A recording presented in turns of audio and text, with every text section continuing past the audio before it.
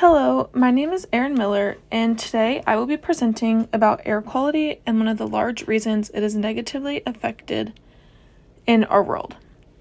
The topic I will be discussing regarding air quality is photochemical smog. Photochemical smog is a harmful substance that impacts humans, animals, plants, and materials in our world. Now you might be asking, what is it? What is photochemical smog? Photochemical smog is a type of air pollutant that forms a brown haze when sunlight reacts with nitrogen oxides and hydrocarbons in the atmosphere. The smog is most commonly seen in warm, sunny cities with dry climates. These climates might be cities like Los Angeles or Delhi in India. It appears as a brown or grayish-brown haze that lingers and can often reduce visibility in the cities. Where does it come from? Where does photochemical smog come from? Photochemical smog comes from the sunlight's reaction with pollutants in the atmosphere. The pollutants include nitrogen oxides, hydrocarbons, and volatile organic compounds. These nitrogen oxides primarily come from human activities like burning fossil fuels in vehicles and power plants. They also can come from natural sources like lightning and some microbial activities in the soil that can contribute to the release of nitrogen oxides. The hydrocarbons also can originate from automobile exhaust, industrial emissions, and the evaporation of solvents and fuels, as well as natural sources like wildfires that release hydrocarbons into the air. The sunlight's combination with these chemicals creates a reaction that forms something called ozone, also known as O3, which is a physical component of the photochemical smog. Other components that mix with O3 are peroxyethyl nitrate, also known as PAN, and various aldehydes. These reactions mixing is what causes the smog to form. Impacts. Human impacts. Humans are impacted from the smog because it can lead to a range of respiratory and cardiovascular problems.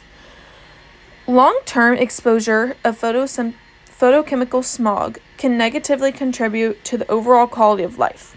Exposure to chemicals can cause irritation to the respiratory system and can also aggravate asthma. For example, it can make your eyes, nose, mouth, and throat very itchy. It also can increase the risk of heart disease and can cause higher blood pressure. In children, this could also stunt lung growth and lead to long-term health problems. Economic impacts. The economy is impacted from the smog because it can increase healthcare costs and also can damage the amount of tourism happening in large cities, which can lead to lower revenue. With all of the people getting sick, there will be a raise in healthcare costs because of the higher rates of cardiovascular and respiratory issues. Also, larger cities that frequently have photochemical smog can deter visitors, reducing how much money tourists spend in the local economy. Environmental impacts. The environment is deeply impacted by the smog because it can lead to loss in agriculture as well as disruptions to the ecosystem.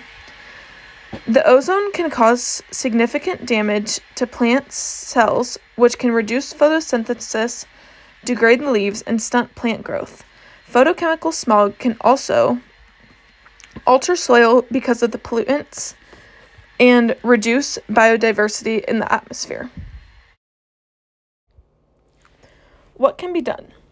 To combat the amount of photochemical smog in the atmosphere, we can work hard to reduce emissions of nitrogen oxides and hydrocarbons in the atmosphere to lessen the amount of chemicals that react with the sun, creating negative effects. Some simple things we can do is to drive less. This can mean we could carpool more often or even use public transportation. We can also avoid gas-powered equipment like lawnmowers, and an alternative to those would be electric mowers or even push or manual reel mowers. We could also even explore grass alternatives like ground covers, native plants, and wildflower meadows. We could also use non-polluting sources of electricity like nuclear power, hydropower, or wind power. These are the sources I used to conduct my information on photochemical smog. The short essay question that I have proposed for photochemical smog is, after learning about photochemical smog and the effects it can have on your health and environment, what do you feel the need to do in order to not increase your risk of being exposed to these chemicals and better the environment we live in?